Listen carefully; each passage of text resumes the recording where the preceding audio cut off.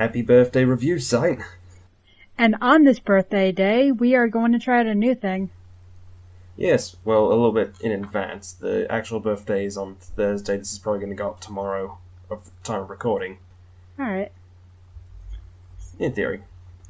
I got confused. My end. Today is Friday. Yeah. Right. So for everyone in the US, this will be going up on Saturday. Yay. That is probably what is the majority of the people that go on your site? Can you check that? I can check that, actually. You can check it as well, as you've got access to the analytics. Oh, yeah. But I already have Firefox open because I've been doing the Anju and Keife side quest. And I am not doing that without a guide. Wait, which game? Majora's Mask. I got bored. Wait, which one are you playing? 3DS or 3DS. Yeah. I guess speaking of reboots on the 3DS, you know it's coming out soon? What? The Pokemon. Pokemon Red, Blue, Yellow. Yes, well, that's just a... wouldn't count that as one, but that's because... it's not exactly a reboot, it's just a re-release. Yeah, it's an eShop not re-release, not something like Majora's Mask 3D, which is being built from the ground up for the 3DS. That's a rework. Yeah.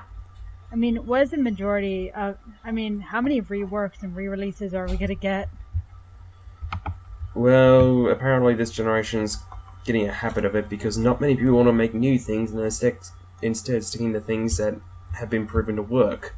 Yeah. Which is why we're getting stuff like the episodic version of Final Fantasy VII. Well, at least we got a new Fire Emblem game that just came out here. Correction. You got a new Fire Emblem game. I'm still waiting for it to actually have a PAL release date. I'm so sorry. What's the difference between Birthright and Conquest? That's what I'm trying to figure out. Basically how you can go through the story. If you got the special edition, there's a third download-only version, and that's the only way you can get to choose between who you fight for and who you don't. But if you don't have that, then you have to pick the version who you fight for with your wallet, basically. Right. Pokemon did version exclusive, we can do it too, right? Yeah, it's not working too well for you guys. To answer your question, I'm going to tell you the top 3. Well, actually top 4. Number 4 is Russia. Number 3 is Germany. Number 2 at 2,592 is Australia, where I live. That makes sense. And coming in at number 1 is the US with 10,722. Yeah, I would guess the US would be number 1. Yeah, but I didn't think it would be number 1 by that much. Yay, US. Yay! So, what do we got? Kind of. Alright, what else should we talk about? Well, while we're on the topic of it, as Fire Emblem Fate's third version is DLC, you want to go into DLC and microtransactions? Oh yeah. Wait, Fire Emblem Fates has DLC? Yeah, there's 3 versions of the game. There's Conquest, there's Birthright, and I think the third is Revelation? I think that's the name of it. Wait, Conquest and Birthrights are the game names. Yep. Revelations is the third game, but you can only get a download. Oh. And you can only get it if you have either Conquest or Birthright, because it's DLC to those campaigns. So, and apparently, if you get it, it's only saved for one particular version. So you would have to, if you got Conquest and then you got Revelations, if you were to then get Birthright, you'd have to pay for Revelations again to have it work on Birthright.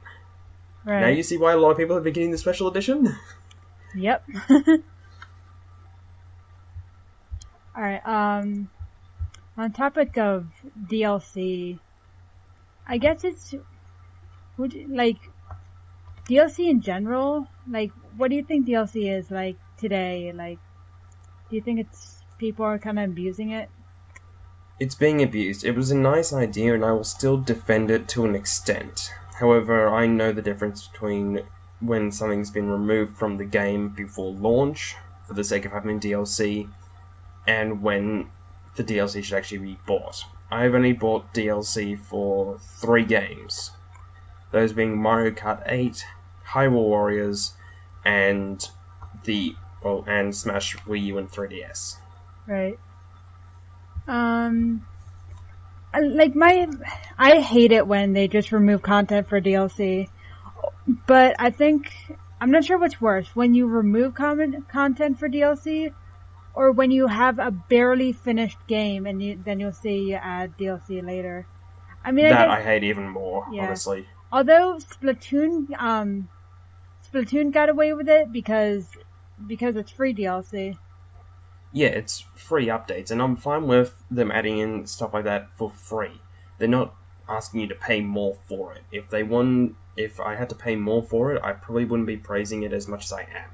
Right. That being said, at that time of recording, the Splatfest is on, so... Wait, Splatfest's on? I completely forgot. After this, I'm gonna go right on that. What do you think I'm gonna be doing? Team Blue! All the way! I'm Splat- actually going to, for another reason, because I've got a rendering project to do, and you know how Vegas is like. I do know how Vegas is like. Oh my god, this Splatfest is basically the best thing ever. Oh yeah. What is the worst Splatfest? I think the first one I did, which was Barbarians versus Ninjas, I think that was just a pretty generic one. Usually it's Pirates versus Ninjas, which I'm pretty sure they had that at Splatfest. Yeah, I still wish we had Autobots versus Decepticons, what you got.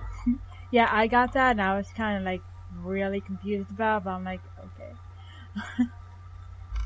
Let me see all the Splatfest.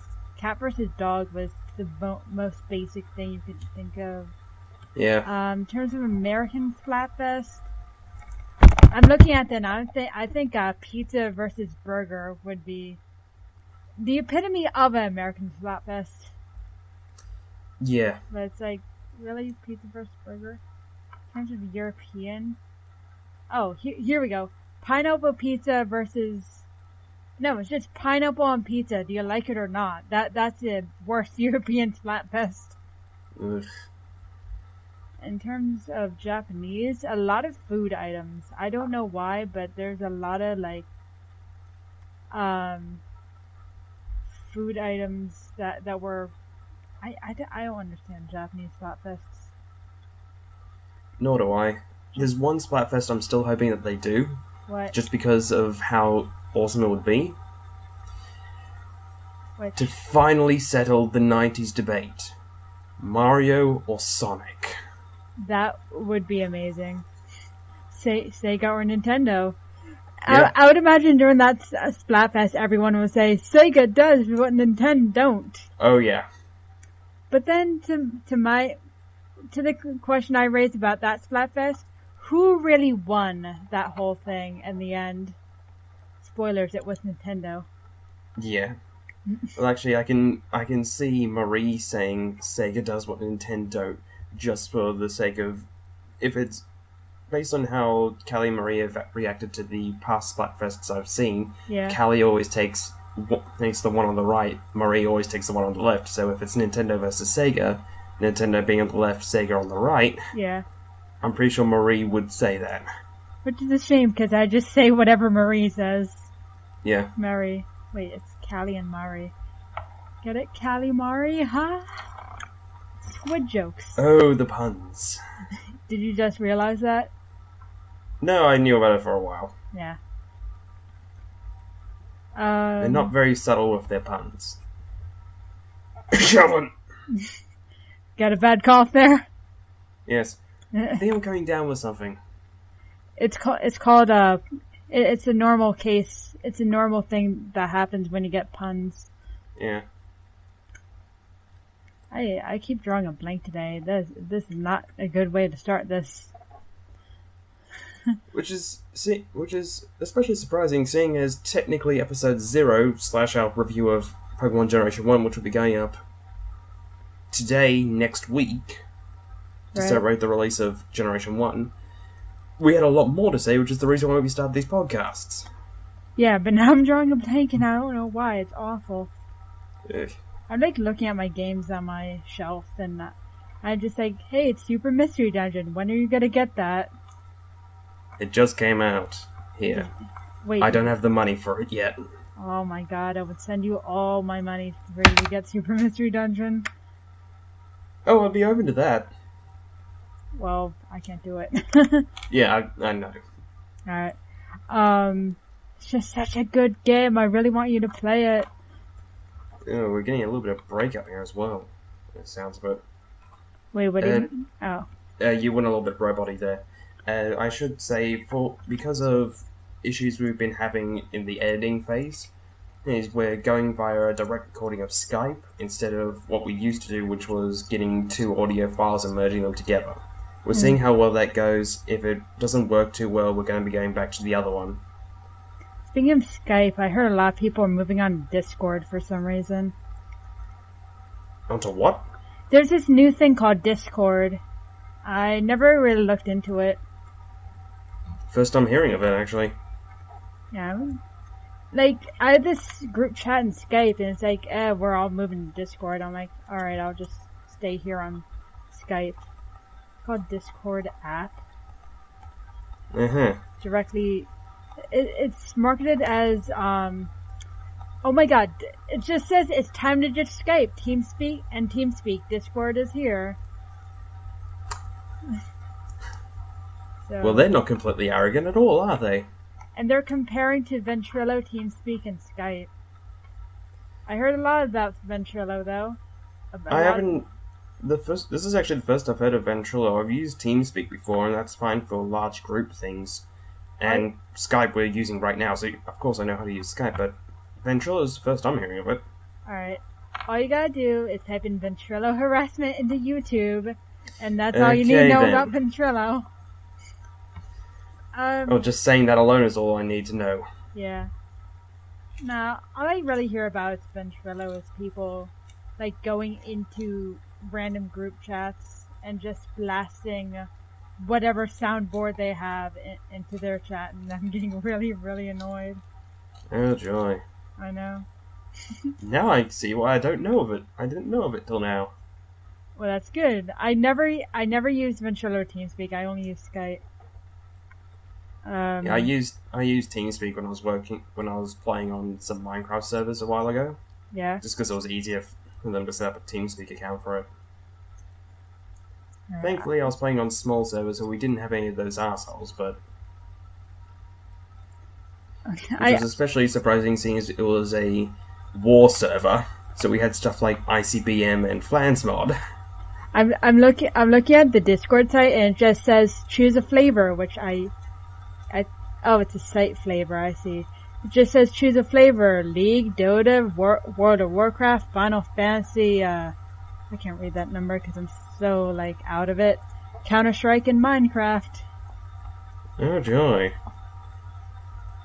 This is sounding more and more like it's trying to appeal to the dude bros. I'm pretty sure it is. Do people even play World of Warcraft anymore? People still do. Alright. Do people even play League anymore? Yeah, they do, sadly.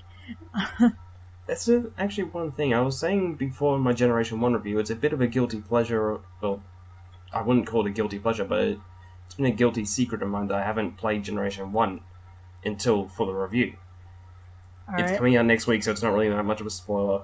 However, another one it's never been happening because I've never really gotten into MMOs. I've never played World of Warcraft. I played World of Warcraft. You're not missing out on much. You're honestly Didn't think so. I tried many MMOs. Like, not really many. You know that one MMO you said to me? You said, Trove. Yeah. Yeah.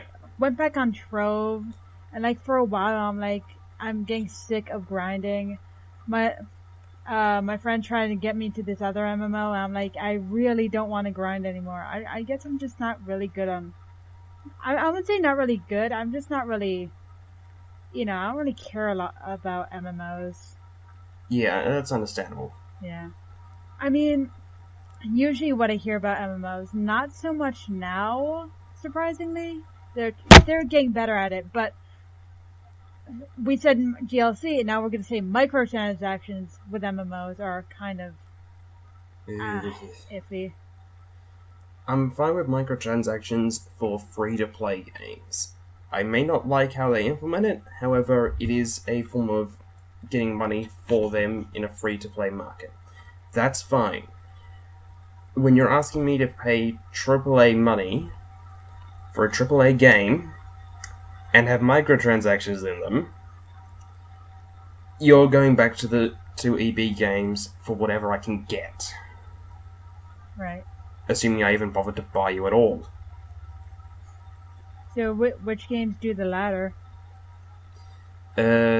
Anything by EA lately, from what I've heard. Mortal Kombat X does it. I think Street Fighter V does it. Didn't Mortal Kombat have easy fatalities? Yep, that was one of the microtransactions. That is really stupid.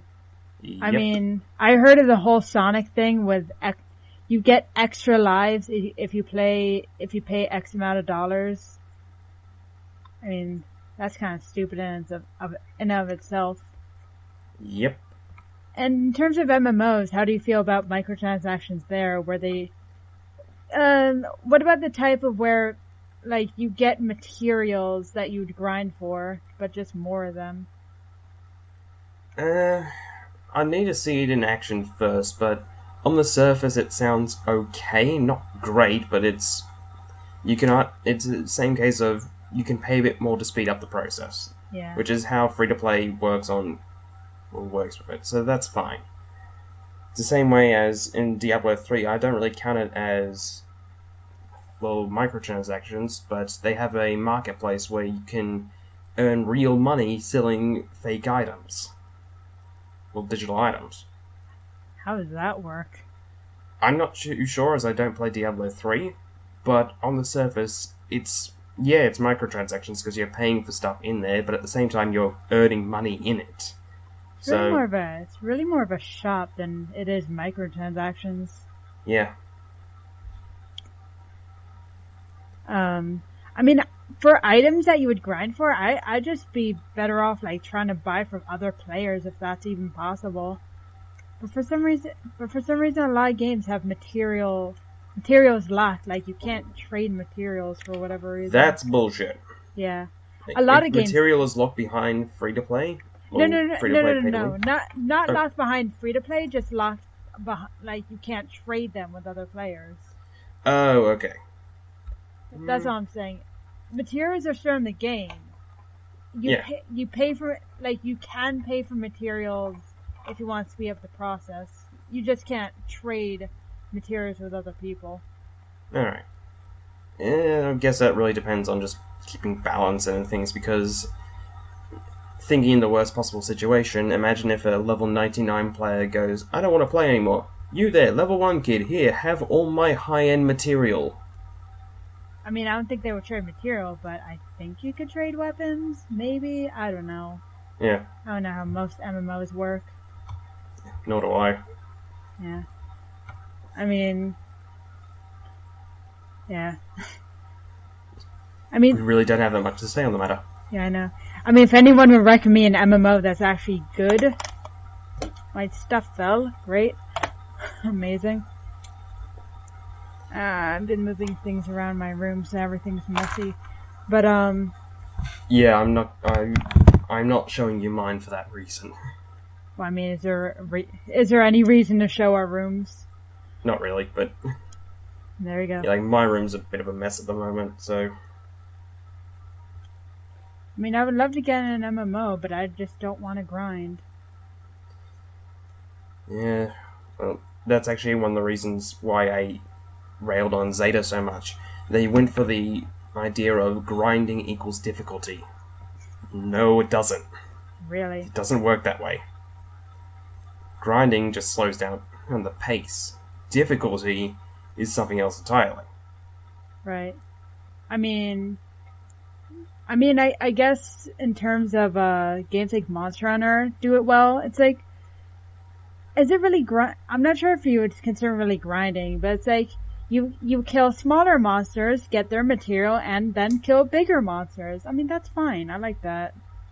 Hyrule Warriors has the same sort of thing. I haven't had a really need to grind in it, and except for one mission where, long story, but every single time you complete a level, you'll get material to get badges to upgrade all your characters, So it's which is like a nice thing. so it's like stats upgrades. Basically, Yeah. you can also get extra weapons randomly and stuff like that. It's fine for what it is. I haven't need to grind in it, which is the reason why I love it so much. I've been really enjoying it, and I really recommend anyone get it. Wait, which one? Hyrule Warriors or Yeah, Hyrule Warriors. there's another Hyrule Warriors game for the 3DS. That's why I'm getting confused. Well, that's the same game, just Game of the Year edition, basically. Yeah. Is there more characters in Hyrule Legends, was it? Yes, Hyrule Warriors Legends. Right. The 3DS version will have all the DLC fighters of the Wii U version, along with all the DLC content, along with Toon Link, Tetra, the King of Red Lions, Skull Kid, and Tingle. Are you saying that... Tingle? Linkle. I meant Linkle. Yes. Tingle's already in the game. Tingle and Linkle. Yeah. Well, Tingle was Majora's Mask DLC, so... Wait, King of Red Lions, do you mean I get to bash through 1 billion enemies as a boat? Yep. Yay! But wait, he's in his king form, isn't he? Yes, but he attacks as the boat. Oh my god, how do you accomplish that? The same way you get Tingle as a playable character, where his weapon is a balloon. How? I don't know. What is the worst character in that game? At the moment, for me, it's Ruto, but that's because I only just unlocked her recently and haven't got any strong weapons for her yet. Right. So, she's been pretty much useless at the moment. I've only seen my friends challenge Princess Ruto, not successfully, but I remember every time she comes in, like her army is carrying her as if you would carry her in. Yep. Oh, that was an amazing callback. Oh, put it this. I'll actually bring up a video so you can see it. Daruni is also playable in it, and he has his own unique victory animation.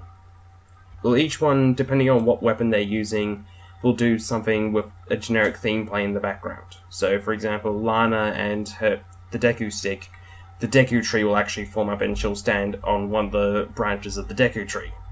I mean, that's great, but isn't the Deku tree dead now? Not in that game. Alright. Darunia, on the other hand, let's just say they remembered Saria's song. I mean, who doesn't? No, you'll see what I mean. When was the last time you played Ocarina of Time? A while ago, but I do remember a lot of it. Nothing of Ocarina of Time. I can tell you my favorite boss from that game. Would it be King Dodongo? Because he's also back in Hyrule Warriors. You beat him the exact same way, too. You feed him his nom-noms. A.k.a. bombs. Delicious. I was more thinking of, I forgot his name, but it starts with a V. It's hard to... I'm trying to think of his name, but it's the fire dungeon boss. He looks like a dragon. He appears in and out of lava. Oh, the dragon? Yeah. Oh, yep, I know who you mean. Pretty sure there was someone named that in Hyrule Warriors, but it wasn't... Volga. Yeah. But it's a different character. Yeah. Sorry, my internet's being a little slow at the moment, because it's Skype call, so... It's fine. Oh, I remembered something and then I forgot it. Yay. Hate when that happens. Yeah, at the moment, for Hyrule Warriors for me, as I'm still going through all the the first adventure map, I'm missing Agatha, Zant, and Girahim as playable characters. I have everyone else.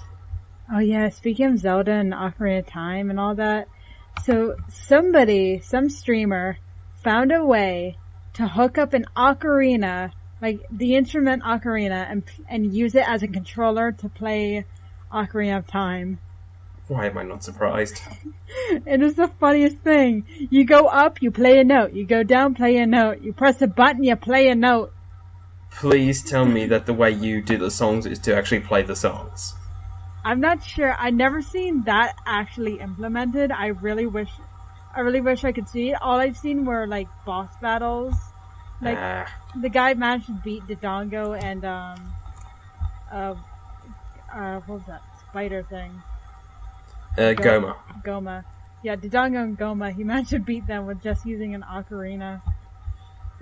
Goma is also another boss in Hyrule Warriors, and you beat him pretty much the exact same way. The other two bosses are the Twilight Dragon, whose name escapes me, and I still cannot believe they managed to get him, well, keep the name, right back from Zelda 1, Manhandler. Wow. It's amazing. I still don't know how they managed to keep the name. It's like... Wait, what's his victory theme? It's gonna be really awkward to put in. Wait.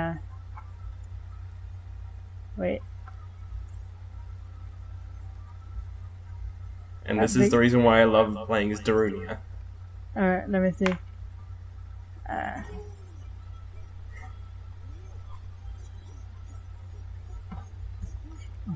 Oh my god, the dance. I told you, Saria's song. That's amazing. He looks really happy. Of course, it's Saria's song. Okay. You know what? One thing that, like, Nintendo did a couple times. It was cute, and then now when they do it, it's just kind of annoying. When they're like, "Oh, hey, I'm going to reference this really old game. Do you remember Mario Bros? I remember Mario Bros. Hey, look at this game. This reminds me of Mario Bros." Yeah, that's just cheesy. Yeah, I mean, they do it with Zelda, they do it with Mario, they do it with literally anything. Yep. And playing ones like that, I really hate those sorts of things, but stuff like with Darunia's one, that's just charming. I mean, yeah, that's more of a obscure thing. I mean, that's cute. But when they're like, "Hey, do you remember 8-bit stuff? I remember 8-bit stuff. 1983 represent." I'm like, please, no more. We already we got an entire game like this. It's called Mario Maker. Yeah, just stop. Although in terms of like back references, I found them really I found a really interesting one. I was playing Superstar Saga, like Mario Luigi Superstar Saga, in this place where, like, there's this room where it says it's like some sort of block, where they have all the question mark blocks, and I mean they have the question mark blocks from Mario World, the original Super Mario Bros, and 3, but the last one really got me. The question mark block from Paper Mario in the first Mario Luigi game. So essentially, Paper Jam was confirmed from the original. I thought you were going to say the new Super Mario Brothers one. No. And just confirm Super Mario Maker back in Superstar Saga. I mean that too, but Paper Mario. Yeah, true. Paper Jam. Which it's getting a lot of mixed reviews for some reason. I don't understand why. It looks pretty good. I was telling CJ the other day. I saw Yati's review of Paper Jam. One of the things I thought was funny. You've got to rescue all the toads, and they go off to make the papercraft things. And then at the very end, he just goes, "Where are you getting all the resources?" Oh my god, you monsters! Oh, I never thought of that. Oh my god. So yeah, all those papercraft tanks, they're the toads. Well, makes as much sense as in the original Super Mario Bros. All the blocks were toads at one point. And the joy is now in Super Mario Maker, you can make all those blocks cry. They cry when you shake them? One of the sound effects is the one, and you can just link that to all the blocks. Yay, Mario killing toads senselessly. I love it. Gotta love it. My question is, for paper enemies, why not just one fireball equals death? Because that would eliminate any form of difficulty. I mean, true, but And also, don't the paper characters survive fireball attacks in the paper universe? I thought the paper universe at first with the N64 Paper Mario, I thought it was just a style. But after the second one, they were really like, this is paper, that is paper. Except for the Wii one. The Wii one, the Super Paper Mario never really specified the whole paper thing. But for everything else, it's paper. You gotta remember, if they crumble like paper, they rip like paper. Maybe not rip, that would be terrible. How to make your paper game become an R18 rating. Have the paper rip. Hold on. Filled with killing and screaming. Wait. You hear this? This paper. And this is what I'm gonna do with it. I'm killing Paper Mario right now. Oh my god, you monster! I drew a Paper Mario like last night. It was cute, but now here he is being ripped apart. I'm not ripping my Paper Mario. No, he's cute. I'm just ripping paper in front of his eyes. Ripping his kin. Or whatever. Now that's just evil. Yes, I am. Yeah, almost as bad as the review I'm working on for Wednesday being The Dark Knight. You can make a very good Joker like that. Well, Heath Ledger's Joker. Yeah, poor Heath Ledger's. Wait, did you review Dark Knight?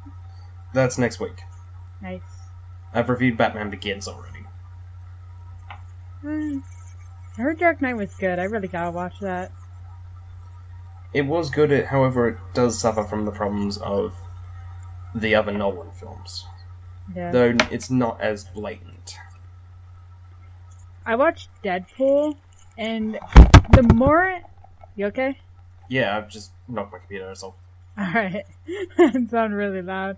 Alright. I watched Deadpool, and the more I think about it, the more generic it seems. Like, the movie itself.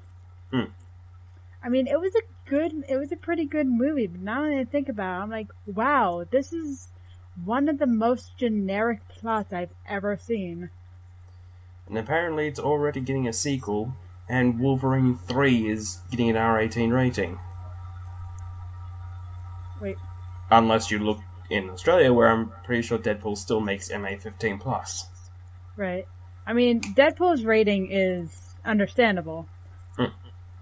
But, I don't know, I never really watched any other X-Men movies, which I am counting Deadpool as an X-Men movie. Well, yeah. Deadpool is pretty much an X-Men character. Yeah, even though he doesn't really work for them. No. Did you see Deadpool? I haven't yet, I intend to. Alright, because, I mean, it's not bad. If anything, it's just kind of generic and safe how generic it is, I guess you would say. Even the movie in the opening says it's a generic movie. Well, You know? I know what you mean. Yeah. At least on the plus side, it did have you can't deny it had a really good marketing campaign. Yeah. There was one thing that I saw from the Deadpool movie, which was their thing for Australia Day. Wait, really? I'll leave you to... Yeah, and he was pretty much going on about, oh, don't get me wrong, he's a great guy, the guy who plays Wolverine, great guy. However, that movie was a career low point for me. I'm sure you understand. Wait, I typed in Australia Day, Deadpool, and I found this message from it. Yeah, that'd be it.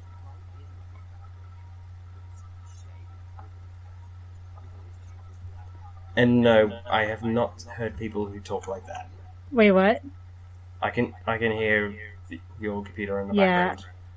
Yeah, that's the problem with this headset that I've been addressing. And yeah, I don't know anyone who talks like that, so... Alright. Oh, that's cute.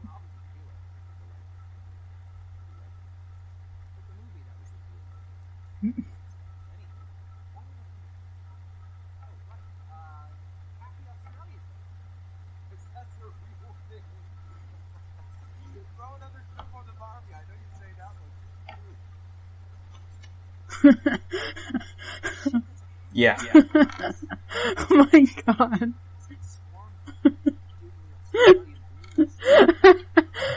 Is that accurate? Not where I live. Like, I have not seen anyone wear one of those hats in... ever. Yeah. I've never seen anyone wear those hats. For some reason, when you're in America and we talk about Australia, that's kind of the stereotype that we know. And the only stereotype that we know. Don't worry, a lot of people in here think that all Americans are fat and only care about sports like the Super Bowl. I mean, you're not wrong. You're not completely wrong. If you go into Southern America, like where Texas is, that's mainly the stereotypical Americas that you'll find. Yeah. Oh, also the Bible Belt, but that's pretty much enough said after that point. Yeah, basically. I mean, I'm like from the North region, so we're not really like that. Except when you go into New York, you'll just get all the loud, angry Americans. Yep. Hey, stereotyping. Oh my god. I mean, is there any point anywhere that you know in Australia that has those types of people? Sort of, but that's, again, going off of more stereotypes. Like where? Tell me. Far North Queensland. Like... That shares population in joyful personalities such as Clive Palmer. Wait, such as what? Sorry, Skype kind of screwed up. Yeah. Which is known for delightful personalities such as Clive Palmer. Right. Notice the sarcasm in my tone with that one. I noticed. Do you know who I'm referring to with that, though? Not really. The easiest way I can say it, and it's not 100% accurate, but it's pretty damn close. Imagine an Australian version of Donald Trump. Oh, okay. I get you. Enough said. Enough said. I mean, that's more of the government. Oh, he is actually in government. Oh. Which is the really, really sad part. Oh my god. I mean, the entire fact that Donald Trump is even, like, gone this far is really sad. Yeah. It's not even just America anymore. It's just a human race. It's just a really, really sad thing right now. Yep. Meanwhile, I'm just sitting here going, I am so glad I don't have to care. I mean, I'm happy for you, but what about me? Oh, you're screwed. I don't really have anywhere else to go. I think right now, I think the whole world is screwed. Yeah, I kind of agree with you on that one. I mean, it's like Mars seems like a good place to colonize, but when we colonize it, that planet's going to be screwed too. Well, apparently they've stopped. Last I heard, they actually stopped the space program for NASA. So, and I've got gears flying all over the place. Yay! We are so professional. I'll put it this way: the stuff on my desk is junk, Lego, or amiibo. I'm like throughout this whole thing, I've been just kind of toying with my amiibo. Yeah, I've got Sheik, Zelda, and Gandalf next to me because I've been using them to grind weapons. Right. I don't really do a lot with my amiibo. Just recently, I've been kind of training Jigglypuff, but that's really it. I've got 4 that are still in the box, but that's because they're 4 Animal Crossing characters, and one of the things that we all agreed on for my family is that we wouldn't open up any of them until we'd finished Wave 1, So that way all 4 of us are starting fresh with Wave 2. Right. So yes, I have all of Wave 2 Animal Crossing. Including Nice. Blathers! Oh, lucky. I only opened like I don't know if it was like 1 or 2 Wave 2. I think it was only 1. And I got KK Slider. I'm like, yep, I'm done. I'm going to be done for a while. That's Wave 1. Wave 2 is Blathers, Celeste, Kix, and Rossetti. Oh, wait, I was saying Amiibo cards. Oh, okay. I don't really care about the cards, I just get the figures. Yeah. But I don't have Amiibo Festival. My friend does, so he has all the Amiibo from Wave 1. I do too. Well, yeah, I have a problem. No, you don't. It's fine. You need the Amiibo to run the game, right?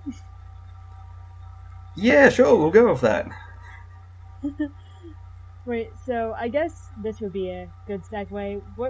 Which games do you think have the best and worst Amiibo, like usability or whatever it's called? Compatibility? That's the thing, because there isn't really any games that really utilize the full potential of the Amiibos, and I'm not saying that they go for something like Disney Infinity, but something like Skylanders would be really good now that we've got so many of the characters. Right. And unlike Skylanders, each of the characters have got compatibility in some other game. Right. So. I mean, Smash Bros. Obviously was kind of the start of Amiibo. Yeah, and for what it's doing at the start, I'm fine with it. It's really later on now, because it's been, 2 years soon? Since Amiibo launched? Right. And they really need a game dedicated to them. That's not just unlocking demos. And not just Amiibo Festival? Not just Amiibo Festival. There needs to be a game that uses all of them. Including that Shovel Knight that is pretty much useless, because I'm still yet to figure out how it's meant to work in the 3DS version. I think it only works in the Wii U version. I'm sorry.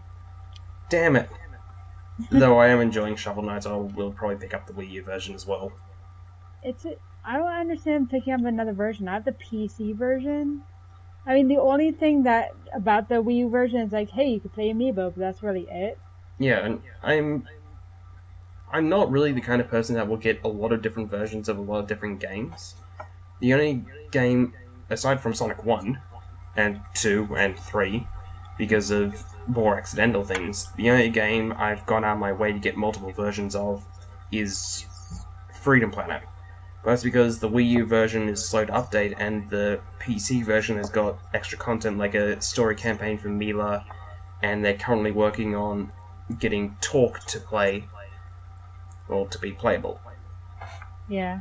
So that's the reason why I got the PC version, along with the fact that I'm going to be recording the PC version eventually. Although I think I know which game uses all the Amiibo. Besides Shovel Knight, I know which game uses all the Amiibo.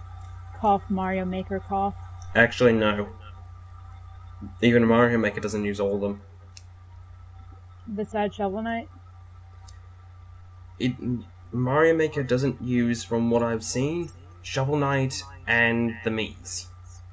Oh, yeah. The Miis, do you really use the Miis for anything besides Smash Bros? Not at the moment, no, but all 3 of my Miis are fully trained, and I have friends that can confirm this. They've been given the nickname of Monster 1, Monster 2, and Monster 3. Wait, for your Miis? Yeah, they've been given... Well, I haven't officially given them the nicknames, they're more unofficial nicknames. Right. But that's because they've always been training as a team of 3. Ah. I took them to a friend of mine, which was 2 human players versus those 3 Miis, and the only way we could beat them was with 3 level 9 CPUs on our team. Wow. That's pretty funny. So yeah, the Miis are pretty well trained. I mean, in terms of, like, training Amiibos, I'm just wondering, like, do they really copy off your movements, or is it more Not like really, from what I've seen. Yeah. I mean, if I just kind of hook them up with level 9 amiibos, put to a match of 20, go out and eat a sandwich, come back, would it be trained as well as if I trained it? Yeah, pretty much. Like, they will, if they see moves repeated enough times, they will start to do it. My Mii swordsman loves to do his tornado attack because he's been training off of my Link. Right. However, Link's one actually does a bit of damage because it's the Gale Boomerang. The Mii's one doesn't really hit at a long distance. Right. So, I mean, I've been trying to train my Jigglypuff to actually do aerial attacks. That's not really working out so well. yeah. I mean, you're a Jigs. That's what you're supposed to do, Jigglypuff. I thought you were going to train to rest spam. I don't trust myself to rest ban. Well, I've got a villager which I'm going to try and see if I can train to just do its dance taunt spam. I'm not sure if you could teach it to spam taunts, but you could teach a Pikachu to spam Thunderbolt. I'm hoping I can do it, just because I want to nickname it Dancer and just have it do that. I mean, you can try. Worth a shot. What's the worst that can happen? Trees everywhere. Villager is such a dangerous person. Yep. Oh my god, I saw this... Wait, what? Not as dangerous as Wii Fit Trainer or, thanks to the DLC, Corrin. What's that? You want to hit me at 0% damage? Counter! Hi, free stock.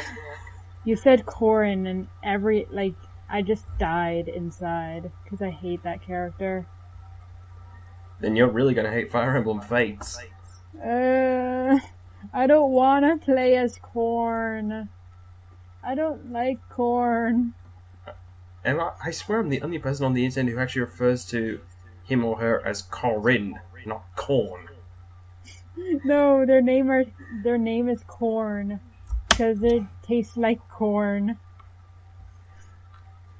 I saw a stream though when they just didn't release the Bayonetta and Corrin DLC. Yeah. I mean, everyone was playing Bayonetta except for one person, and when the match started, it was like, "Gentlemen, I present to you Corn." The whole corn thing is kind of a joke because the food corn. I was served corn on my plate today, and then I remembered, oh yes, corn is a character. I hate it. Get this off my plate right now. I mean, I'm sure as a character in Fire Emblem Fates they're alright, but in Smash, no. Get this away from me. Yet I'm still probably going to pick them up because I now have the 4 currently released Fire Emblem characters, and I want to get Roy, so I'll probably end up picking up Corrin's amiibo too. I mean, I want Roy. I don't want Corrin. I hate facing people with Corrin because guess who usually wins? Oko, will that Oko counter? I'm not sure if I've seen the Oko counter with Corrin. It's Corrin's counter is so strong that it will pretty much be guaranteed an Oko. Why? Just why? Which is why people hate it so much. Why does this have to be a character? Because promotion. I'm surprised Bayonetta isn't as, cheap as Corrin is. Even though Bayonetta has a 0% KO. When? Combo. Where? How? It's a combo. Oh.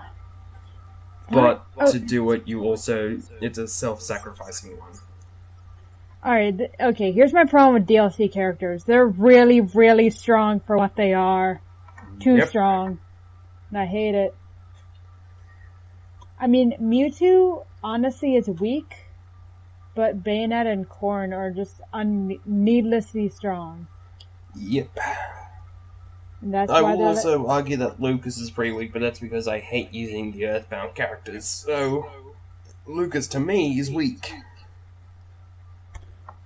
Hey Lucas, if you want any more power, ask your mom. Oh wait, I'm sorry. I'm sorry, Lucas. At least it's not as bad as Bayonetta's taunt, which for Lucas it's depressing, for Ness it's absolutely funny because of one of his taunts. And Okay. if you want to learn to talk to a lady, ask your mother. And one of Ness's taunts is just him going, okay. Yeah, I've seen that video. Just last night, actually. Oh my god. Now that's hilarious. Yeah. Alright. I remember when the game was released, everyone says that Lil Mac was cheap. Which honestly is kinda not. I don't know. What do you think of Lil Mac? I was saying he was going to be broken before the game launched because of how much strength he had on the ground, and I didn't know how easy it would be to knock him into the air. He is still pretty powerful, not the most broken character in the game, simply because side B. Yeah.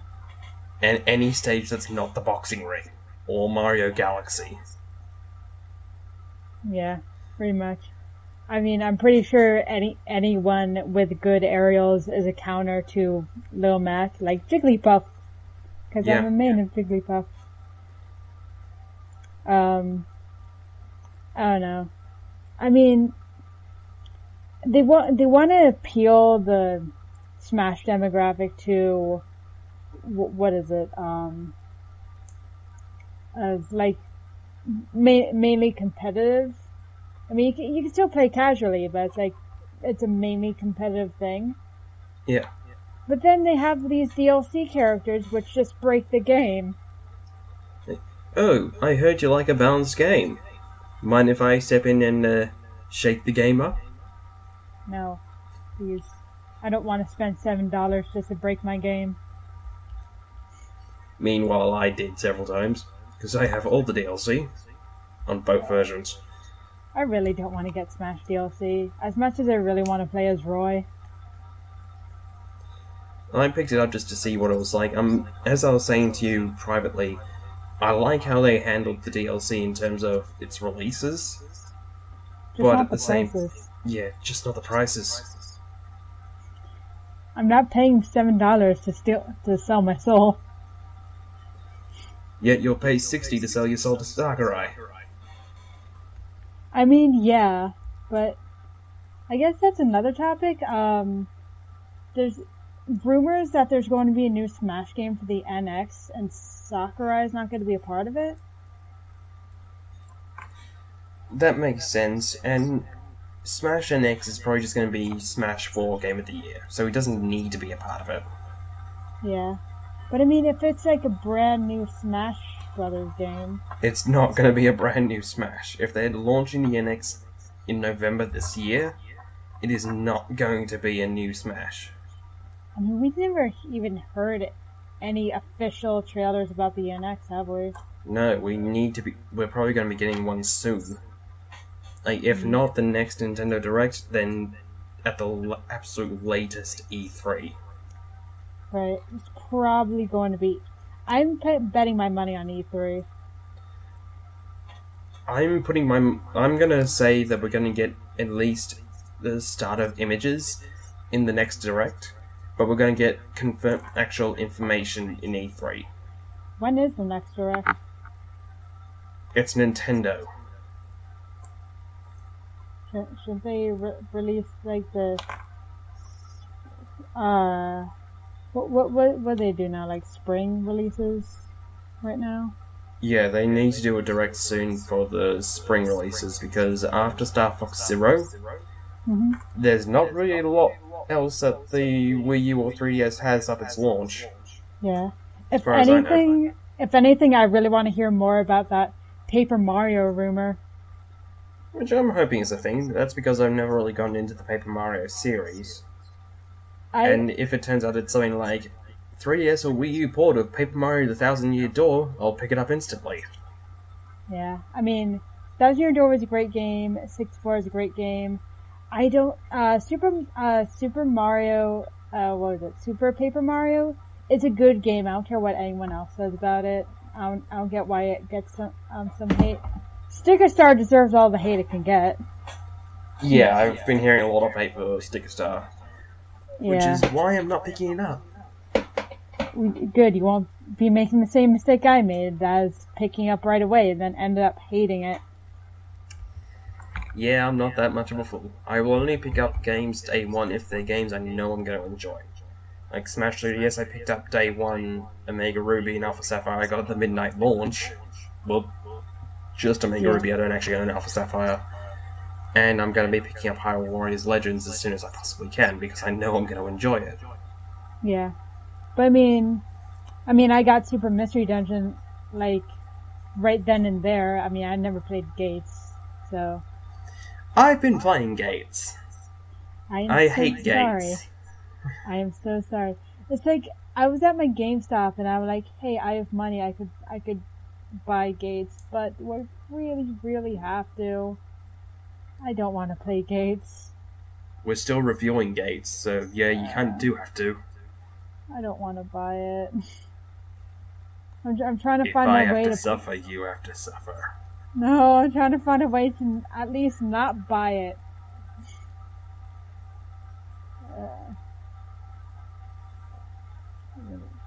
I mean, what'd you start out with in Gates? What Pokemon are you again? Snivy, with the partner being Oshawott. Well, great. I wonder what out of which of the 5 choices I get, I'll pick my hero and partner. Though, from what I've seen, the best way to do it, from what I've seen so far, is actually being either an Axew or a Tepig, with the other one being your partner, because you get an Emolga and a Virizion very early on. Wait, how? Why?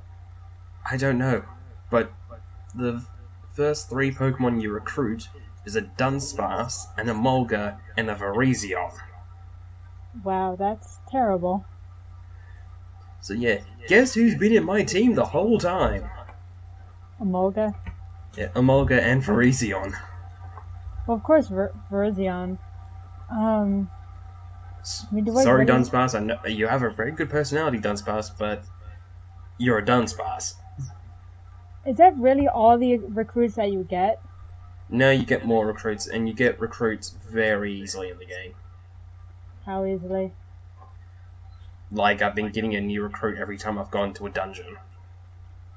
Wait, is it like the old games where you, like, smash them in the face? They're like, wow, you smashed me in the face, good, can I join your team? Yep, however, it's a lot more common. Yeah. I kind of miss that. Super Mystery doesn't do that anymore.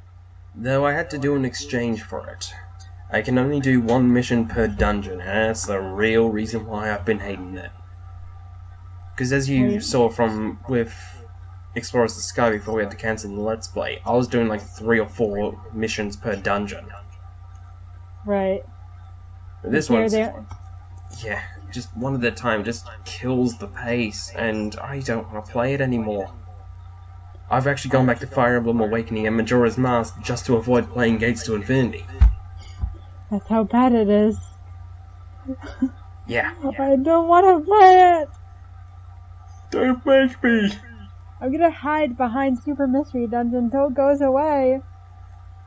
It'll never go away. No! Super Mystery Dungeon, save me! Once I get the money for it, which I'm hoping I will be able to soon, because I've got at least a few more hours at the job I've got, because of stuff I'll say off camera. I don't want to say it on camera. It's fine. But I'll be able to get the money for Super Mystery Dungeon and hopefully Hyrule Warriors Legends. I mean, which one would you pick up first if given the choice? Super Mystery Dungeon. Good choice. I'm going to be going on a holiday soon, so because it's going to be a road trip holiday, I've got.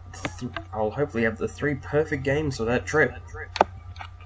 Super Mystery Dungeon is a great game to have on a trip. Yeah, like Super Mystery Dungeon, Hyrule Warriors Legends, and one I picked up recently as well, Bravely Default. Oh, I heard about that game. How is it? I have not actually played it yet. I'm actually saving it for that trip. All right. How long is the trip? Several hours. There's to go Alright. to it, and I think it's a few weeks, so... Do you know? I wonder if you know which team members you're gonna pick for Super Mystery Dungeon. I know you'd probably be picking Torchic. Duh! I know that, but who else? Eeny, meeny, miny, you. Whoever you is. I'm just gonna close my eyes and point at the Super Mystery Dungeon box with all the stars on here. All right, ready, set, go. I picked do what? So, Oshawott. Yeah, I mean Toadow's right next to him, so that's good. I mean personally for Blaziken, who goes well with Blaziken? I mean, I've been using Charizard, and that Heat Wave's been really helping me. But you can't have fire with fire. Sadly, no. I guess a water type would have to do. Yeah. So, I mean, Duat doesn't sound bad. Yeah, Duat's pretty good, but... Yeah. I'll see what happens. Yeah, I mean... Who knows, I might actually go... I'm gonna play as whoever I get in the poll. Or the questionnaire. Well, I mean, questionnaire is mainly for you, and after the questionnaire is like, okay, I'll just select you. You could be the starter, okay? Yep. Good. Go. Alright. You know, think about it now, I guess Oshawott wouldn't be such a bad idea to pal with a Torchic. No. Unless if you don't want to look at your Oshawott and remember, Gates to Infinity exists. Then you would be better off picking either Toadette or Squirtle. Yeah. I mean, Mudkip's good, but I don't know. I like having a partner with a special range. Yeah. By the way, grass types are really pretty OP in that game. Sceptile, probably Sceptile especially. Awesome. All right. What is that? That'll be my squeaky chair. Okay. One thing I sent you earlier in the week that we may as well bring up in the Change.org petitions. I'll work on a better jingle for it in post. Probably not, but still. Yes. I mean, I've seen that video by I Hate Everything about Change.org. But, As have I. After that video, I looked at Change.org and I'm like, wow, he wasn't kidding. Yeah, I don't look on the front page of Change.org for that particular specific reason. But this dumb petition I want to bring up in question... I petition to have Microsoft buy the rights to... Drumroll please. Thank you. Super Smash Bros. Melee. No. Not the full Super Smash Bros. Series. Just Melee. I mean, one, they're not even releasing Melee anymore. Yeah. Two, just why? Because apparently Sakurai's been abusing the Super Smash Bros. Melee, and Microsoft will apparently do a better job. Including things like having Master Chief playable. Well, Right. Xbox Live requirements to play it online. Online to begin with. Right. And all I'm reading of that is, this has got to be a fucking joke. I mean... Who would want this? That guy that made the petition. I hope it's a joke, because if he's being genuinely serious, he needs to go to a mental asylum. And how many people were backing up that again? I don't know. I haven't actually seen the proper petition. I'll see if I can find the actual petition itself. I got really curious, so I typed in Minecraft to change.org, and I got some really, really curious ones, like, let me see. Add pancakes to Minecraft? What? Okay, this is the best one. Don't let grown-ups play Minecraft. Minecraft is a kid's game. Adults should not be playing this. Do you agree? Sign the petition so we can stop Mojang selling Minecraft to 40-year-old virgins. 77 people support this. One that had 2,686 supporters was, please consider making Super Smash Bros. Melee a bunch of Japanese characters DX HD for the Wii U with online play and GameCube controller compatibility. Which, okay, then that's not too bad. Not worth supporting, but... I'm like scrolling down the Nintendo tag too, and one that just caught my eye is sell Sonic to Nintendo, which I'm like, I actually agree with this. I do too. Just as long as we don't get more Sonic Boom's Rise of Lyrics. Yeah, I mean, was that even Nintendo's fault? Nah. No, that was Sega's. And Big Red Button. Knuckles' big red ass. No. This is why you don't press the big red button. If you press the big red button, you'll just get a really rushed game. Yep. I mean, Rise of Lyric actually could have been good, except it was around Christmas time. And games around Christmas time always get rushed. Yep. Unless your name is Super Smash Bros. For 3DS and Wii U, in which case you get 3 years of development. Well, I mean with that game, I don't think Holiday was like the first thing they were thinking of. They were mainly thinking of, let's just make this game good, you know?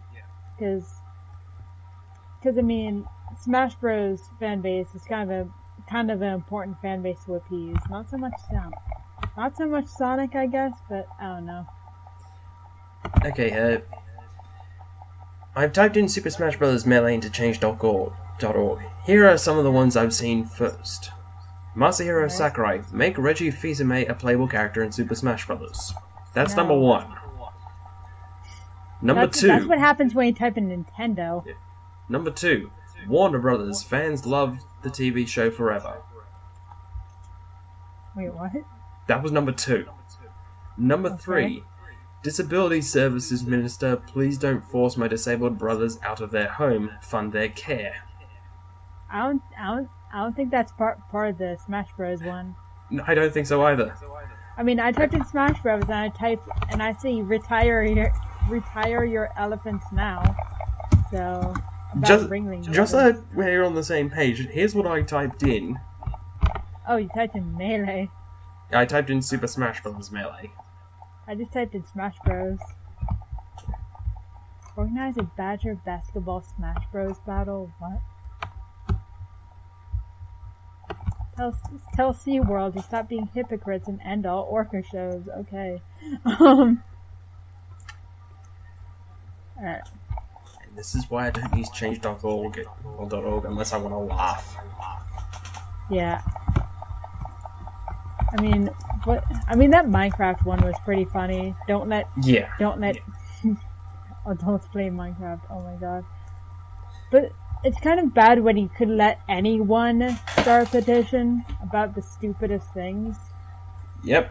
I've typed in Super Smash Bros. Now, and here's some of the ones like Reggie Fils-Aimé in playable character again. Add Crystal, which, yeah, I do want to see. I think Crystal could be a good character. I mean, yeah, but it's like, I am getting absolutely sick of, like, oh, I want this character in Smash, I want that character in Smash. Yeah. I want everyone in Smash. If you have a roster that has everyone in Smash, it would be really, really big. Yeah. So... There are characters I want to see, but there's no character I will go out of my way to say this has to be in Smash. I will accept whoever we get. I mean, you got like, Gino is a Mii costume now. I mean, that in itself is pretty amazing. Yep. I mean, let me see the Mii costumes. Yeah, change.org's search engine is pretty damn stupid. Here's the one right under Crystal for typing in Super Smash Bros. Remove the Super Bowl 2015 commercial. Which one? I don't know. It just says remove the Super Bowl 2015 commercial. Oh my god. With the photo having something about don't breed or buy, so I'm guessing it's puppies. Alright. Okay, in terms of top characters that would turn in Mii Fighters costumes, you got Knuckles and Tails and Ashley. Yep. Gino and Chocobo, I guess. I don't think Chocobo would be really huge. You got Toad, Verity. I guess Monster Hunter would be for me. You, got already existing characters like Fox and Captain Falcon. You got Bears. Oh, King K. Rool. That's a character everyone wanted. And Chrom. Okay, Chrom. They're like, hey, we don't want another Fire Emblem, like, sword guy, because we have too many of those. Let's add Corrin. Everything is fine. Let's just not add Chrom. I'm really confused with that decision. I guess I'll get my chance another time. I mean, why even have Ike? I think Ike was kind of pushing it. Well, Ike was because of Brawl. And because at that time, his game was the newest Fire Emblem game, so... I mean, yeah, but right now, Smash Bros. It's basically just, let's promote the next Fire Emblem game with the most broken characters possible. Here we go. Corrin, which I'm really salty about. Meanwhile, I still main Lucina and Robin. Well, Yeah, I female like Robin. Lucina. I like Lucina and Marth, but it's like, I don't know. I'm looking at some of these Mii costumes. I mean, they got the Splatoon. I should say, guys, for future reference, and Marissa's not... Well, Corrin is not the only thing Marissa is salty about. I don't show him my current Mii hat for that reason. What is your current Mii hat? The whale. Oh god. There's a Mii hat with a... It's not Whale Lord. It pretty much looks like Whale Lord. Alright. I guess I should tell him about my Whale Lord experience. If any of you played the trading card game of Pokemon, there's a card with Whale Lord. He has 250 HP. Most Pokemon would, like, at most would have 100 HP. Usually around the 100 range. 250 is too much. And not only that, there are decks with no energy that you just heal Wailord and you can't attack him. And now Wailord, since then, Wailord's been the bane of my existence. Yep. Did I tell you my Super Mystery Dungeon experience with Wailord? And not that I recall, no. Alright, so here's what happened. I'm in a dungeon, Super Mystery Dungeon, like mainly water. There are Wailmer all over the place, and I guess I wasn't really a good level. So I kept on like losing my reviver seeds to these Wailmer. And then eventually the Wailmer attacked me. This particular Wailmer attacked my partner. Afterwards, evolved, uses a water sport and kills my whole team.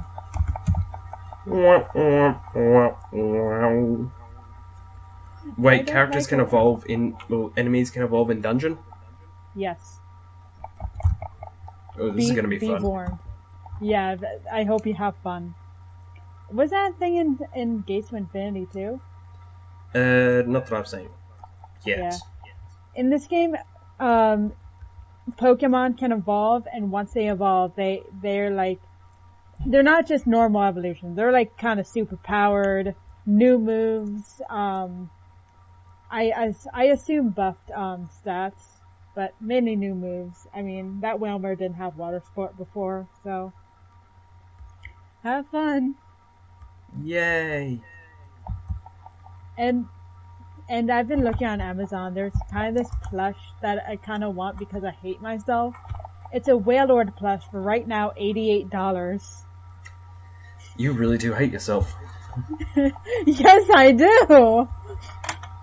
Wow. Why can't I find a photo of this damn hat?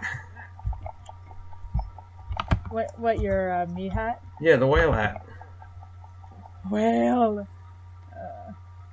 Wait, there's a hat. There's a photo of the Prince Fluff hat. From Kirby's Epic Yarn? Yeah. Ooh, cute.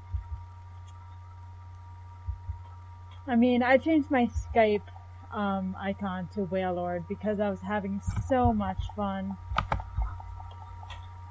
With her name currently being New Waylord EX250 base health. Yes. Bracket Sultan Marissa. Bracket. Yes. Because I'm like in the process of making. You did not hear that. I am in the process of making said Whale Lord deck. Meanwhile, I still have my Mewtwo Gardevoir, which is banned, but still absolutely broken, and I absolutely love it. I was actually having a discussion on Facebook with whether Dodrio's ability stacks. I said, because I was under the impression it was like Gardevoir's, and that it didn't, and then I did the math. If Gardevoir stacked, one energy, one psychic energy on a psychic Pokemon could have equaled 16 energy. Wait, for what? If Gardevoir's ability stacked. Oh. Gardevoir's ability is one psychic energy on a psychic Pokemon equals double psychic energy. So then if I had two Gardevoirs out, it would have been 1 equals 4. Wait, which Gardevoir card is it? Like, what Psychic Mirage Gardevoir. It's from a black and white set. Oh, okay. It's an older set. I'm looking at it. I was thinking of Gardevoir EX, but apparently you play Expanded. Yes, I do play Expanded. Yeah. I try to stick to Standard, but I'm just kind of having a tough time getting all the cards. Wait, I have this card. I have this card IRL. Psychic Mirage Gardevoir? Yeah, I'm going to get out right now. With all my gold rares and my EX cards, I have this right... Oh, these smell so good. I have this. I know I do. It's right... It's in here somewhere. Dragonite. Nope. There it is. Psychic Mirage. 110 HP, and it's pretty and beautiful, and I love it. It smells so good. This is what you do with Pokemon cards. You get high off them. Literally, in your case. Yes. You want some? No, I'm good. Alright. They haven't invented smell-o-vision yet, so... I have, do you have any IRL EX cards? Because I do. Yeah, I do. I've got my Mewtwo's. Oh, from, Breakthrough? Not Breakthrough, it's the X-Ball Mewtwo. Which would make my Gardevoirs even more broken, because it's 20 damage times the number of energy on Mewtwo EX and the defending Pokemon. Now imagine that with the stacked Gardevoirs. Where one energy... Terrifying. Yeah, one energy would be 160 base. Plus, well, times, again, whatever's on your Pokemon. My god. I mean... Oh, you know what deck I saw that was really good? With, Primal Groudon? What? Let's see. I mean, Primal Groudon from Primal Clash. The pack Primal Clash. Yep. The ability of his is Barrier. You can't use any trainer cards on Primal Groudon. Wow. Excluding tools and stadium cards, like you can't Lysander it, you can't Xerosic or anything like that. So that is a pretty powerful Pokemon in itself. Yeah. His attack Gaia Volcano, which does take a little setup to do, but it doesn't really matter because of its ability. If there's any stadium card in play, this attack does 100 more damage. Since he's a fighting type, put a bunch of strong energy on him, and I've seen a Primal Groudon do 400 damage. Wow. I know. That is amazing. I also have a Polar Aggron. That is beautiful. And a Goldware Mega Minetric. I mean, there's a lot of decks I want to build. I just don't have enough cards to do them. Yeah. Right now, I'm trying to build that Whale Lord deck because I hate myself. But all I need is head ringers, and those are really hard to get. I mean, after this, I'm gonna see if my trade went through for a single head ringer. Have fun. Not fun. Next one I do want to do. I kind of want to make that primal Groudon, even though I keep on giving away all my Groudons. Womp womp. Exactly. I'm probably going to start the rendering of the Generation 1 review, go out, and if I can use the TV, play Splatoon. If I can't, I'm going to be going back to Hyrule Warriors and murdering hundreds of thousands more enemies with sticks. Fun. Again, Wait, strength sticks, in who do you numbers play? means nothing. When you have sticks. Wait, who do you play? I play as all the characters because I'm still trying to unlock everything, but for the stick in question, one of Lana's weapons is the Deku Spear. Right. Which is a branch of the Deku tree. It's Right. basically a stick long enough to reach her entire body. And you use that to beat up enemies. Yay, sticks. Another one being Link's Fire Rod. Enough said. What would you say is the funnest weapon to use? From what I have at the moment, Sounds like you're having a lot of fun with sticks. yeah, the funny one is pretty much the sticks. One of Lana's weapons I still need to get. I haven't seen it in action, but its victory animation summons Cuckoos. Oh no, I heard Cuckoos was in that game. Yeah, and they're absolute monsters. The revenge! I think it's still on my Skype one, but on my most recent thing for Skype on the front page. It says, "So what did you do today?" "I ran away like a scared bitch from chickens." Nice. I think that's not 100% accurate. I don't normally swear on there, but it's pretty much that. Every time I hit a Cuckoo and it gets mad, it's like, oh crap! What happens if you book it. if you accidentally hurt a chicken? You better get out of there as fast as you can. Yeah, especially in Hyrule Warriors, where the way it works is, at least in the adventure mode, when you hit a Cuckoo enough times, it will start spawning armies of Cuckoos. Do you have to kill them? You don't have to, but they'll just keep respawning until eventually there's more Cuckoos than there are Moblins or any other enemy in the field. Is that the way to break the game? In the wrong way, because it keeps spawning more and more of those until it hits the cap, and all those Cuckoos are after you. They will not attack anyone else, they'll just hit you. That sounds amazing.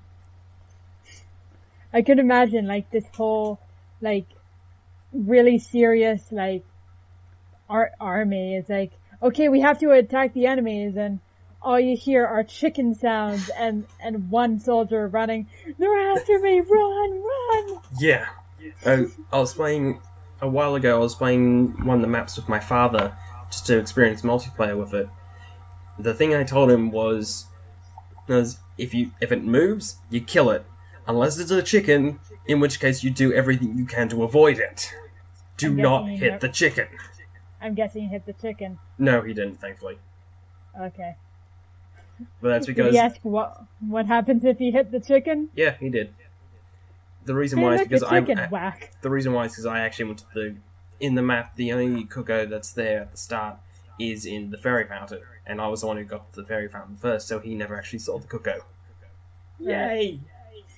What if I play with you and try my best to hit every Cuckoo, just to mess with you? Then they'd go after you, and I'd laugh. That's probably the way it would happen too. Yeah. Oh no, I want Hyrule Warriors Legends to have online support. You can do maps with friends overseas. That way I'd get you to pick up Hyrule Warriors Legends and you can see the pain of the Cuckoo. Is there a challenge with them? Like a little unlockable challenge? Not sure. Pretty sure there is. I know that there was like a trailer with Cuckoo and it looked terrifying. Yeah. I'm gonna look it up now because I'm really curious of what this looks like. I mean, I could only imagine. Alright, now... Wait, cuckoos are immortal? What? No. I don't want to think of that. I don't want to think of a mortal chicken that kills you. No, think of it this way. The mission I'm on at the moment is to get Lana's tier 3 Deku Spear. I've got to take down Minna, Girahim, Sheik, along with Lizarphos and Dynaphos. No, it's in Skyloft. It sounds easy enough. My weapon is the tier 2 Deku Stick. Pretty easy. There's also Mama Cuckoo and Chick Cuckoo. You've got to escort Chick Cuckoo to Mama Cuckoo. If Chick Cuckoo dies, Mama Cuckoo gets infuriated and will start attacking everyone, i.e., they'll start attacking you. And Mama Cuckoo hits for a lot, which will mean that if you're going for the A rank, you're probably going to lose if she hits you once, and she has a lot of health. And she's golden. One that sounds amazing too. I am watching a video right now, and the cuckoos just pop in. They don't even they spawn, but they don't even have any spawning animations. Yep. I mean, this is... That is why you don't mess with the cuckoo. Oh my god. There should be some sort of DLC challenge with the cuckoos, and you'll get some sort of cuckoo weapon. Well, I got one. A cuckoo weapon that just spawns more cuckoo. Fuck. Please. No.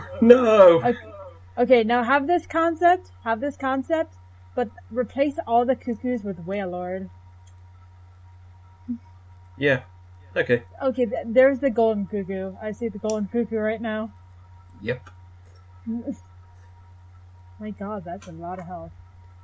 So yeah. Yes, when a psychiatrist in 50 years is gonna find me traumatized, they're gonna say, "What are you afraid of?" I'll say spiders, snakes, and cuckoos. I mean, I understand spiders and snakes, especially in Australia, but chickens? You've never messed with the cuckoo. I was actually watching a review that pretty much summarizes it pretty nicely for Hyrule Warriors. Is the reviewer was saying this one line: "The Demon King should not be concerned with poultry." And you just see Ganondorf running away from an army of chickens. Oh my god, that sounds amazing. I just see the whole entire some of the guys that you work with in the Hyrule Warriors that help you. They're just in this room with you, attacking chickens. Yeah. There has to be some sort of reward that you get for killing these things, right? Not that I've seen. No, there should be. There might be an achievement that I just haven't bothered to get. But you don't get any I haven't seen you get anything like material. No. There should be something.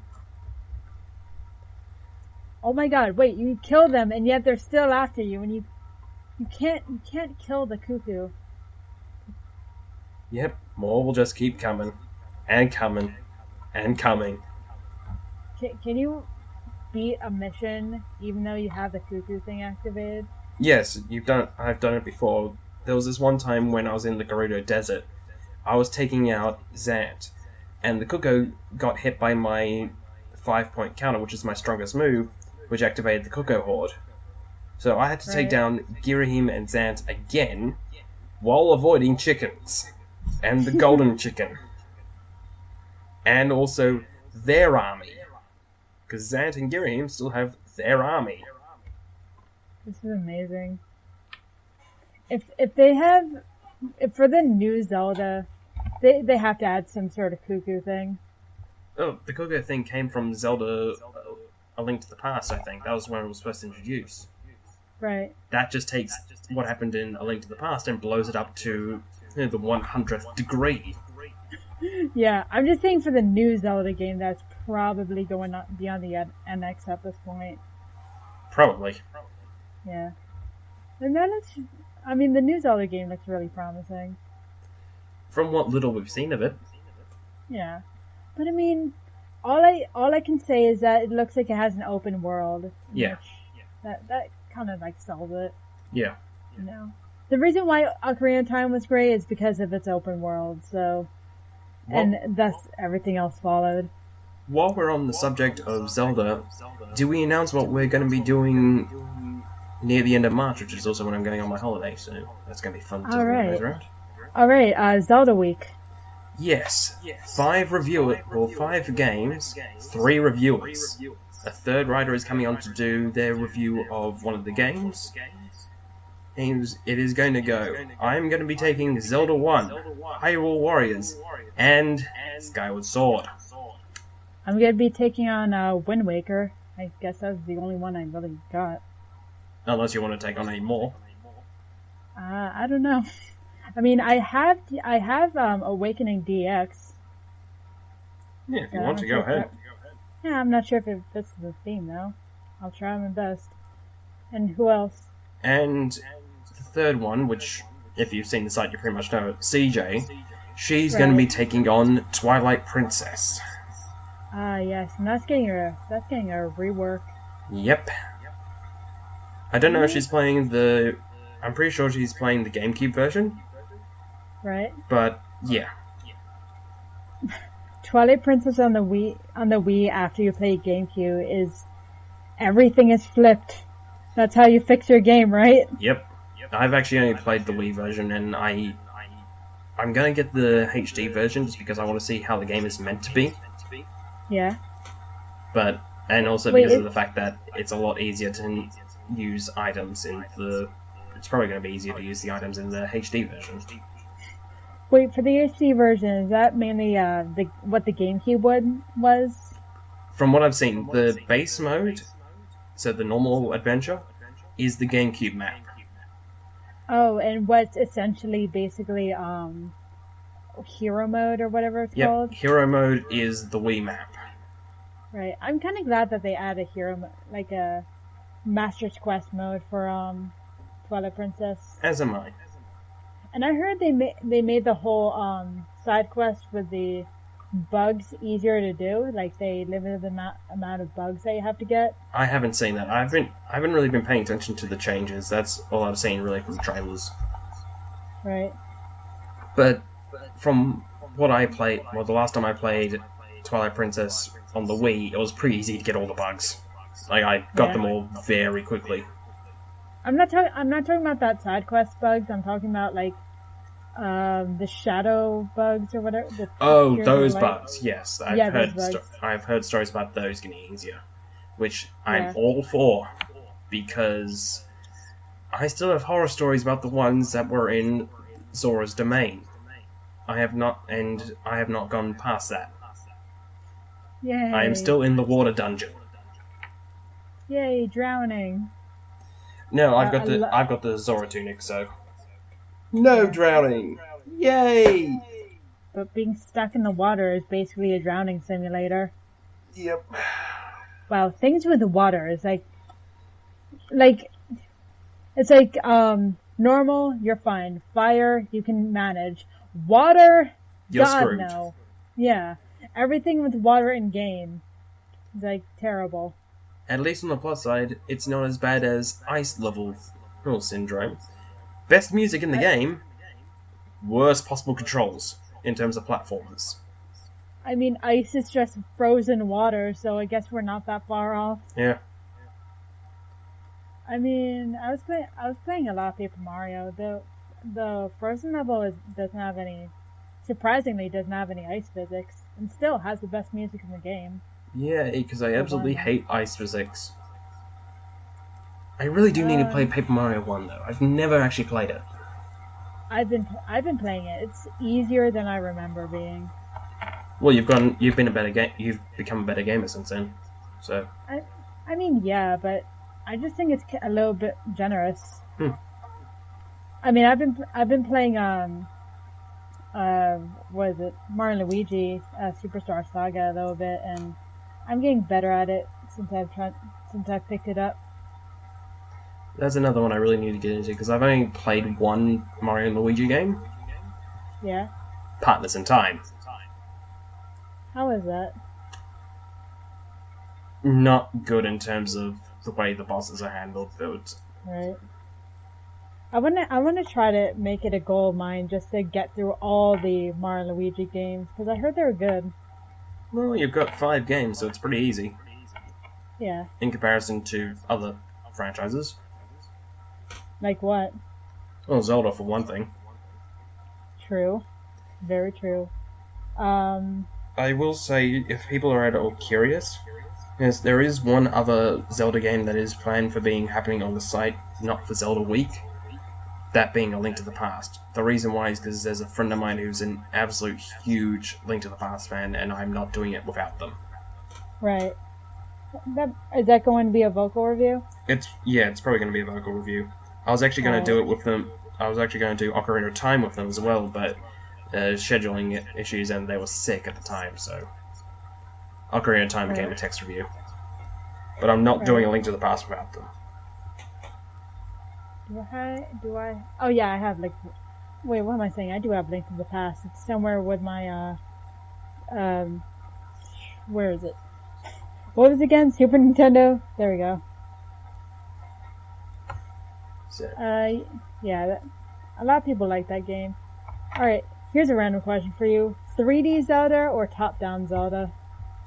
I don't mind either way, but my all-time favorite Zelda is one of the top-down ones, which is another one I'm going to be doing in the future, and I'm not letting either of you take it from me.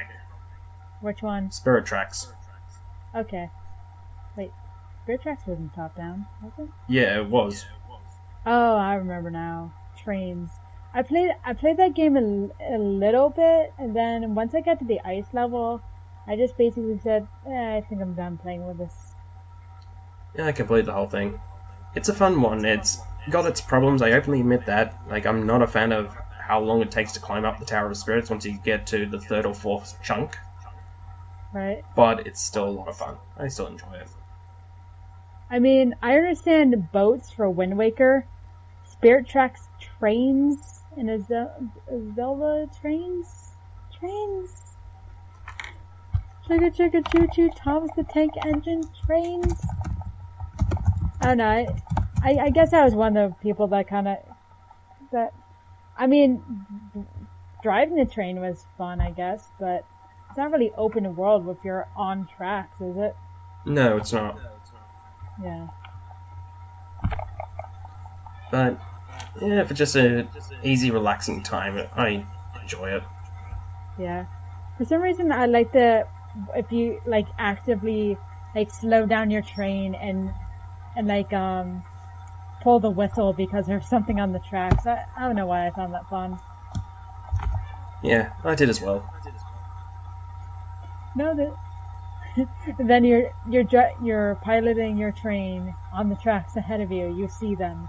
Cuckoos. Fuck. No, no, no! Get out of the way! For some reason, I would imagine, like, you're playing a Zelda game, and then you thought you saw a cuckoo and have some sort of random breakdown. Yeah. Oh, I probably would. Also, the other reason why I absolutely love Spirit Tracks, my all-time favorite Zelda song. Nice. I think I'll give that a listen later because I don't want my headphones to pick up everything. Yeah. It's basically it's the song that plays when you're on the train. Right. I really gotta write Wind Waker. For some reason, I'm just not good at writing. Well, as we talked about, we said that you were considering doing audio reviews just by yourself for them, because you're better at talking than you are at speaking or writing. So writing, yeah. I don't know why. I just don't know why writing is just so hard for me. Yeah, that's fair enough. The reason why I can do it pretty easily is because I've grown up around English majors, so I kind of had to learn how to write. I can't handwrite, but I can write. Well, I mean, writing in itself, typing, whatever, Yeah. just kind of writing out your thoughts. Yeah. I mean, wait, you can't handwrite? My handwriting is really bad. Ah. So I can write stories and that, but my handwriting is very illegible. So. I mean, are you the type of person that writes something down on paper, pick it up again, and you can't read it? Yep. Yeah, I heard those. I mean, my handwriting, I mean, I could read it, but then again, I could read other people's bad handwriting. Yeah. Somehow. It's like a mystical trait that I have. I could read bad handwriting. The reason why it's the case with me is because my mind actually works faster than my hand, so... Right. I mean, for some reason, when I write like, if I'm writing the, like, what's a random word I could use? Like, if I write the word people, before I write the P, I would write the E and the O, and I'm like, wait, I have to go back and write the P again. It's really weird. Yeah. At least on the plus side, we now have computers that can do it all for us. Or, you know, we just type on the keyboard. Yeah, that's what I mean. Yeah. I mean, they're not doing it all for us. We still have to use our hands for it. Not It's even then, more- you've got computers more now also have legible. text-to-speech as well. Oh, true. You can set up microphones to type down in Word documents what you say. True. But I mean, typing is like legible unless if you're using wingdings or something. Yeah. I'm gonna write my class paper all in wingdings and just print it out, send it to them. They're like, "What is this?" And I'm like, "Undertale reference. Here you go." Or it's another one. I've got fonts for unknown and the Bionicle language as well. So. I have the font for unknown language. Unknowns are really stupid to use. Yep. And which is why I love doing it when I'm trying to send codes. Wait, codes for what? When I was younger, I used to write like secret messages, sort of things. And because all my friends were Pokemon fans, I could do it in the unknown font. Not many people would know what the hell it was saying, but I knew my friends could read it, so... I mean, I know it's not really hard to read, because they're all shaped like letters. Not all of them. I'm looking at you, Unknown G. It kind of looks like a G, like a certain type of lowercase g. Unknown Q is probably the most confusing one. Yeah. It looks like a key. I always a keyblade? Or... No. No, just a key. Oh. I mean, look at Unknown Q. It looks like a key. Yeah. I was trying to do that as a joke, but hence why I did it with that particular voice. But yeah. Yeah. Like no. Q's are clef key. I guess the most confusing one to me is Unknown S and Z because they're pretty much the exact same. Yeah. I remember. I remember said like. I was looking through my old pictures of when I got Super Mystery Dungeon. You can meet Unknown Z in that game, as you can meet any Pokemon in that game. Go up to Unknown Z, and he's like, "I need to tell someone about Z," and I just typed in Pokemon Z confirmed. Right? Yeah. I was actually softly laughing, so. Right. Oh my god, the best unknowns though are exclamation point and question mark. Yeah. Wait, there's something new. I spell dirty words with my brothers. Oh, it's a poke shaming. It's a poke shaming, and in unknown, that's what it says in front of an unknown F. I see this funny poke shame where it's like a Palkia holding up a sign that says, I create doors when there are none," or something like that. If only we could then get unknowns for a lot of the other symbols, so that way we could literally have unknowns censoring words. Unknown asterisk, please. Or unknown brackets. Unknown brackets, unknown. Just have an unknown for everything on your keyboard. Yeah. Unknown periods, unknown 1, unknown 2. I'm looking at Because why not? I'm looking at poke shaming stuff,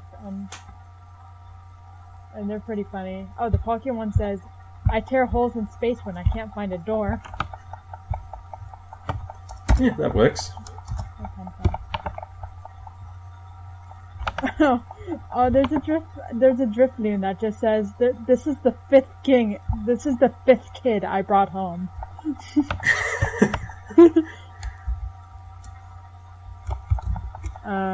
Okay, what's this? There's another unknown one. It just says, we spell out bad words in the baby's room. There's an area dose that just says, I wandered into an arachnophobia support center. Oh. Oh, there's a Dialga that says, I slowed down time so mommy could play with me more. Oh Yeah, okay, I write that one. Oh, these are amazing. I'm trying to look up really good ones. One I'm surprised I haven't seen. Yeah? And you were saying something similar with the Palkia one being when you can't find a door. Yeah. How has no one made a Portal Gun reference? With Palkia, I have no idea. That's one of those no-brainers, guys. I'm gonna type in Palkia. How come nobody made a Portal reference with Hoopa? How have I not thought of that till now? Well, there you go. I guess Palkia has Hoopa while Dialga has Celebi. Yeah. Oh, no, I found a Portal reference with Hoopa. Okay, Somebody they do actually drew exist. I typed in Palkia Portal and got nothing. Also, I just sent you the Hoopa thing. Yep, I can see it now. Yeah, it's a cute thing on DeviantArt. And the output for it's actually really nice. So.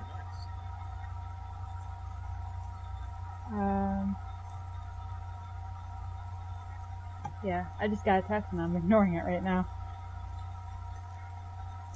There's one last thing I've got for the notes, unless there's anything else you want to say. What's the last thing? The one you brought up, because I don't pay attention to toy fairs. Guardians of Harmony. Oh, yes. I'm gonna let you direct this one because you know more about it than I do. I mean, I don't know a lot about it, but if we can link in the pictures to the video, that would be amazing. Guardians of Harmony looks like the newest MLP thing with new toys, and they look pretty good. They're just like, get the ponies with some forms of weapons. I mean, I see a Pinkie Pie toy with a soldier hat and a chicken coming out of the cannon, but looks like Guardians of Harmony is going to be more based around alicorns, maybe? I mean, it looks like there's a whole rework of Spike being a bigger dragon, so there you go. I should say, for future reference, for those watching this directly from YouTube, I have reviewed the series. I am not considered as a brony. Marissa, on the other hand, what do you say? I haven't even finished the latest, season 5 that we're on. You're more of a fan than I am, though. I watched the stuff to review. You still enjoy it, so. Yeah, I mean, I haven't really been with it a lot. I mean, like, I wake up one day and I heard, wait, Cadence and Shining Armor have a baby, what? So, I mean, I'm still not caught up with the series. I'm still trying to catch up with X and Y Pokemon than I am with MLP right now. I've been just kind of out of the whole community recently. So, there we go. Yeah. That's just the, I wouldn't call it legal stuff, but we're covering our asses part. Moving on. Wait, what do you mean? The whole thing that was happening with YouTube? No, just because of the of how people are with the series. Just getting that off our chests. Oh yeah. The MLP fandom is like really, I don't even know. There's a reason why I don't review fandoms. I mean, I've been looking into what people think fandoms are. I mean, yeah, a lot of fandoms are just kind of like people. I don't know, kind of like people that if you say something bad about what they like, they would just kind of go apeshit all over you, which is understandable. But it's like a fandom's really just a group of people that like the same thing. I don't know why it has to be so horrible half the time. It's not. It's mainly because of the vocal minorities in those communities. It's the same with everything. A lot of the social justice hate is because of the vocal minority that get the most attention. And a lot of the hate for, say, the Sonic community is, again, that vocal minority. Right. Along with the fact that no one actually knows what they want in a good Sonic game, but I digress. Someone's trying to call me. I need to like text them that I'm in the middle of something. Yeah.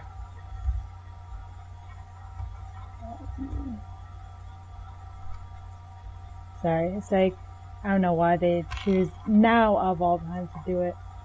It's like, I asked them, because I have a photography project, but now since the whole thing is closed, they decide now to call. I don't understand. Murphy's Law. Exactly. That's the reason why it's Murphy's Law. But I mean, I had a portrait project for photography, and I'm like looking around. I'm like, well, I guess I have to take self-portrait. Jeez. Selfie. I mean, it would. Sorry, I'm like, they wanted to text me now. They text at the worst time. Middle of something. Sorry. Yeah, it's alright. Life calls and all that jazz. Yeah. I mean, is there any... I'm just trying to get back on topic.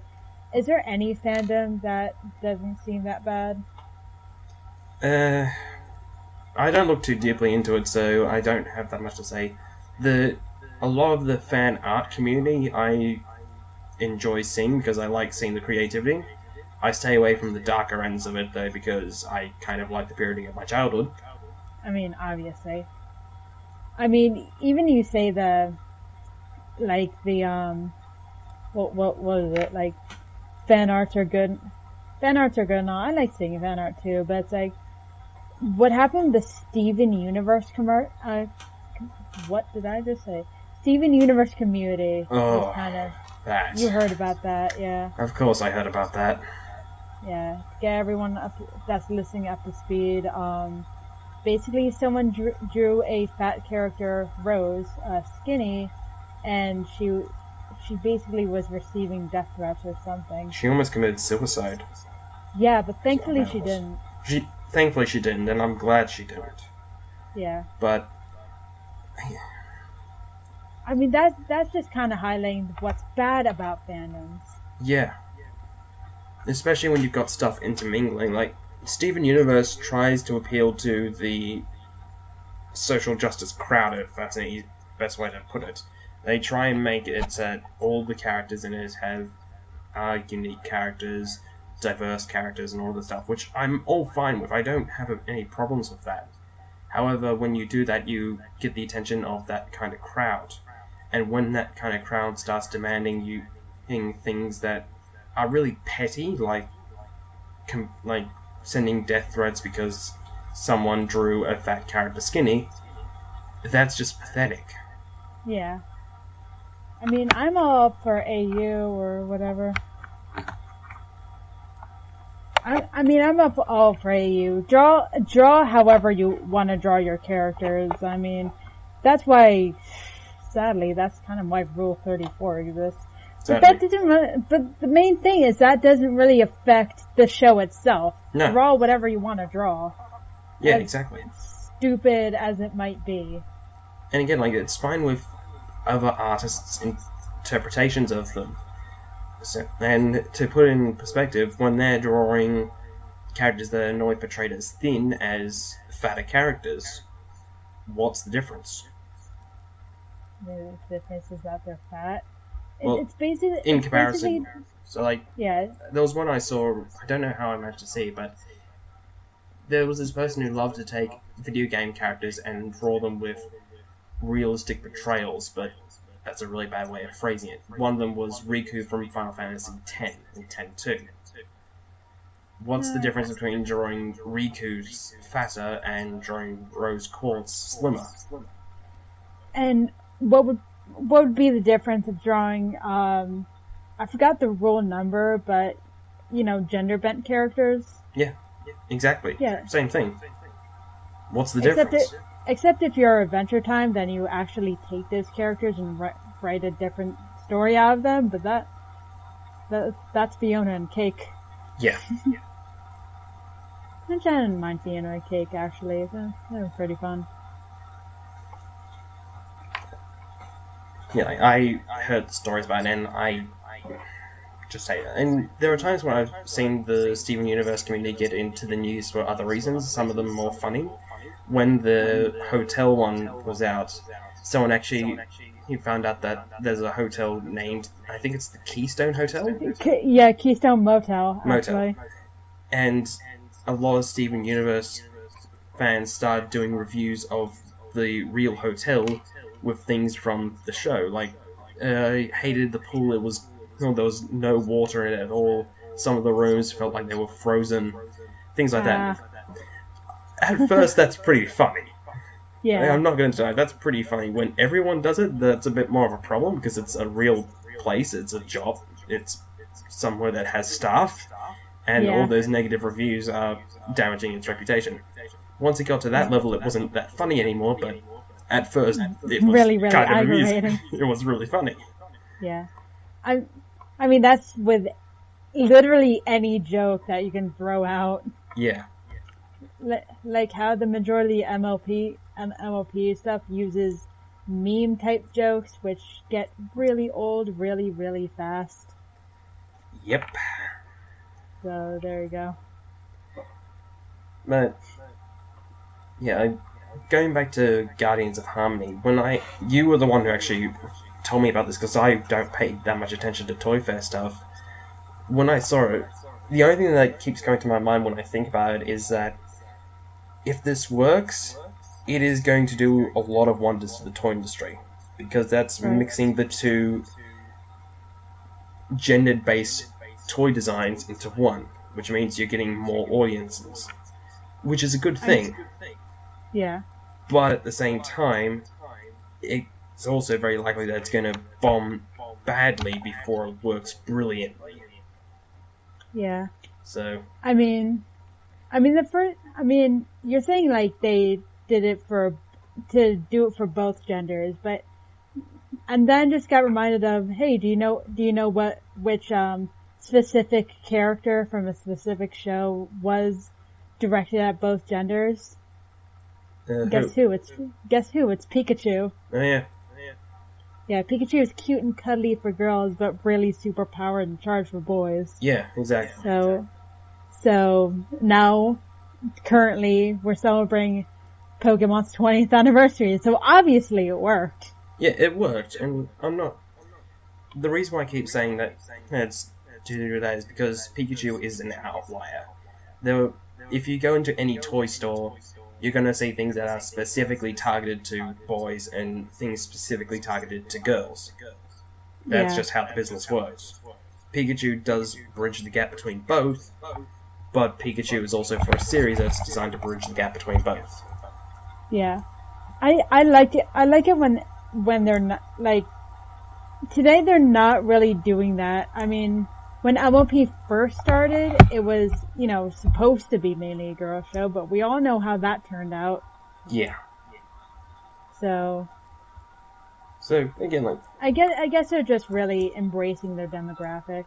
Yeah, which it'll be interesting to see how it goes. And I was actually telling you about this one when you showed me. One of the ones I can definitely see happening is them mixing with the Transformers designers and getting the horses to transform into the EQG characters. Is that really gonna happen? I'm pretty sure I'm not the first person to think that would happen. Alright. Like, for a movie when you've got when you specifically have the two universes, the universes crossed together, aside from just one character going from between the two, I'm pretty sure that's when they can do that. Right. It would make sense. And they've done Beast Formers before. Right. Sorry. If they can make a killer robot out of Pillbug, I'm pretty sure they can take a horse and turn it into a human. I mean, that's already been done with Equestria Girls, but... Well, I mean for the actual toys themselves, actually turning the horse into the human. I mean, I had some of those toys. I remember I had this toy of Cosmo from Fairly Odd Parents. You turn it inside out, he goes into a fish, but that is, like, so hard to do, like, repetitively. That was just a really annoying toy that I had. Alright, if you think that's bad, you should see some of the third-party Transformers toys. Oh no. What does that consist of? Well, a lot of them are combiners, so they have to serve the role of being a vehicle, a robot, and a piece of a gestalt, a bigger robot. Right. I remember I saw that there was this Thomas the Tank Engine who was also a Transformer. Ah, yeah, that's a fake Transformer. That's Chinese rip-off Transformer. It's amazing, though. The thing is, he was actually part of a combiner as well, and the more I keep seeing is like, why aren't there many more trained formers? Like, there was even this one person who I follow who got these fake Thomas formers and nicknamed the combiner mode Choo-Chooticus. Oh my god. Wait, oh my god, I see, I typed in Transformer, Thomas the Tank Transformer, and it's called Transformable Thomas. Yeah. It's just so amazing. I've seen Shoutmon x3 transform into a Digiloader, or a Fusion Loader, whatever they call it in Digimon Fusion. I've seen Postman Pat turn into his van, Fireman Sam turn into a fire truck. I've seen Teenage Mutant Ninja Turtles transform. I've seen Splinter turn into the party van, or the turtle van. I'm pretty sure they can turn the horses into humans. But no, we gotta get more extreme. We gotta turn the horses into weapons. We gotta weaponize our horses. They've already done it in Age of Extinction. We gotta weaponize them more. Half gun, half horse. Every time they neigh, they shoot off a rocket. What are we doing with our lives? I don't know. Oh my god. Alright, anything else? Unless you have more ideas on what to turn horses into. I don't know, I think weaponizing our horses would be the best thing to go, but let's turn our horses into trains. Well, apparently Chrysalis has one of the ripcord shooters, so at least I think it's Chrysalis. Wait, what? For the Guardians of Harmony thing, the Chrysalis figure has what looks like one of those disc shooters where you've got the ripcord, you put it in, and the faster you pull it, the further the disc shoots. My god, are we adding Beyblade into this? Apparently. Oh god, no, hey, let it rip. That was their idea first, not mine. Look it up for yourself. It was in one of the photos that you sent me. I never noticed that Chrysalis was a rip shooter. Yeah. She is. So, congratulations, you're going all the way back to G1 on Transformers now. Oh, yeah, I see it now. Yeah, wow. on a leg. So yeah, going all the way back to Generation 1 toys. What's next? Horses that change colour depending on if they're in water or not? How about ones that Well- have little projectors in them? Air cannons? These were all... These. I'm not kidding, all of those were actually used in the G1 Transformers toys, all the way up to... RID, I think it was. Here we go. I think this is a good Gen 1 toy. Transformers G1 or... No, just Guardians of Harmony, what they're doing. Yeah. Spike. I mean, that's just so... Like, in terms of toys, I mean, they're design... Like, the main design of them I'm interested in, but they're so simple. I think that's just their initial test for it. I think they're going to make them more complex later on. Especially if they're going via Transformers Generation 1, so I am totally now expecting pony combiners. Can we turn Celestia into an attack helicopter? Please? I've got nothing to say about that, because I don't know whether to find that awesome or scary. You hear a helicopter sound in the distance, you look up and Celestia. Well, at least on the plus side, it could be worse. I've seen rescue helicopters with missiles. Well, there you go. Looking at you, Alpha Bravo. And blades. There you go. Oh my god. Though you're actually the same. Okay, so you get Optimus Prime, right? Good, okay. Transform him, turns into Twilight Sparkle. See, the thing is, you joke about that, but the two have actually crossed over several times, so... Oh god, it's not why? that far out of the picture. Oh my god, wait, you know that ripcord, that ripcord chrysalis that you just mentioned? Yep. I just found this picture. We gotta add all these pictures, like... They're probably gonna be as links in the description. Yeah. Looks like somebody didn't get the memo. They're not wheels. 2 more, Chrysalis, 2 more. He looks like a wheelbarrow. I can't stop laughing at this. Oh my god, why is it so funny? This is why I love the internet. There's literally everything. Oh my god. Please tell me that this is what happened to the Smash meme community after the announcement of Villager and Wii Fit Trainer. When they ran out of ideas, they went to do things like this. What, like the chrysalis thing, you mean? Yeah. Oh my god, yes. Alright, I should get going soon because my friends are kind of annoying me to hang out with them. Yes, I actually need to go have lunch, and I think K-Faye is now starting to question where the hell I am. Alright, so we should be heading back to our lives. I'll send you the thing. I can't really edit it because I don't have Audacity or something, and this would take forever to edit. Yeah. I'm sorry to be dumping all this on you. No, that's fine. I've also been recording the Skype conversation directly along with my own personal one, so we'll see how well this goes. Alright. Worst case scenario, I'll edit one of them together as just a pure MP3 and link that in the description, and the other one will be the recording of both of us. Right. Either or. I'll do something. Okay. So. Alright. So I guess we'll talk. What did you say about this podcast? Was it fun? It was fun, and I want to do more of this, just because it's simple, it's easy, it's laid back. We can do what we like. Yeah, and we're allowed to, like, go off tangent. Who needs a topic? We can go on so far off tangent, we're no longer on the continent.